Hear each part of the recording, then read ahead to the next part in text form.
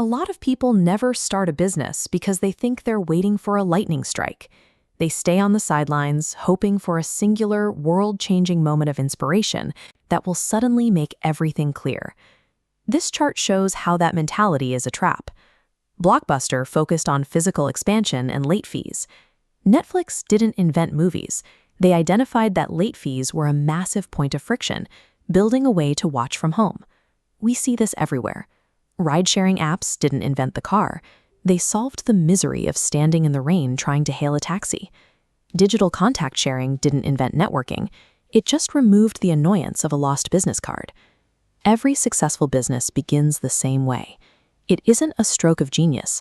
It's a direct response to a complaint. It's the moment you stop ignoring a recurring headache and start seeing it as an opportunity. Waiting for the perfect idea to find you is a losing strategy. If you want to build something, you have to stop being the passive observer and start hunting for problems. This search is called customer discovery. It requires looking at the world through an ethnographic lens, observing people in their own environments to see the actual tasks they are trying to finish and where they are getting stuck. To see how this works, look at this public square in Nepal. At first glance, it's a busy scene, but to an entrepreneur, it is a map of unmet needs. Look at these market stalls. These vendors are dealing with the daily chaos of managing stock and tracking sales by hand. They're facing the friction of being offline in an increasingly digital world, creating a clear opening for a simple management tool. If you shift your focus to the students walking through the square, the problems change. They might be struggling to coordinate study groups or manage their notes across different classes. These are the high-priority problems that people think about every day. They aren't hidden in data dashboards or complex spreadsheets. They're visible in the clumsy, makeshift workarounds people use just to get through their morning. Bridging the gap between a problem and a business is straightforward.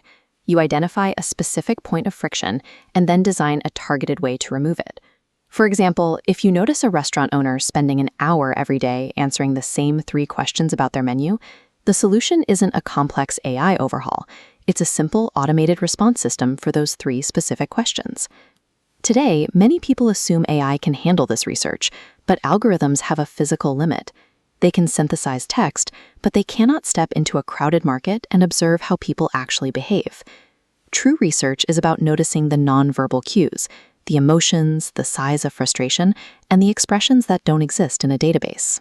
AI can't feel the heat of a crowded shop or see a customer walk away in annoyance because a line is too long.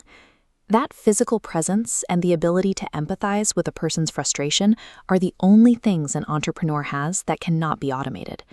Simply finding a problem doesn't guarantee a successful business.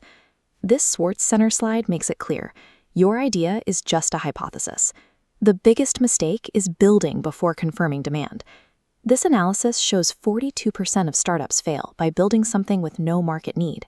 We'll look at how to test and prove your hypothesis in the next video. But for now, you need to practice the skill of noticing. Here is your challenge for the next 24 hours. Go to your local market, your campus, or even just sit in your own kitchen.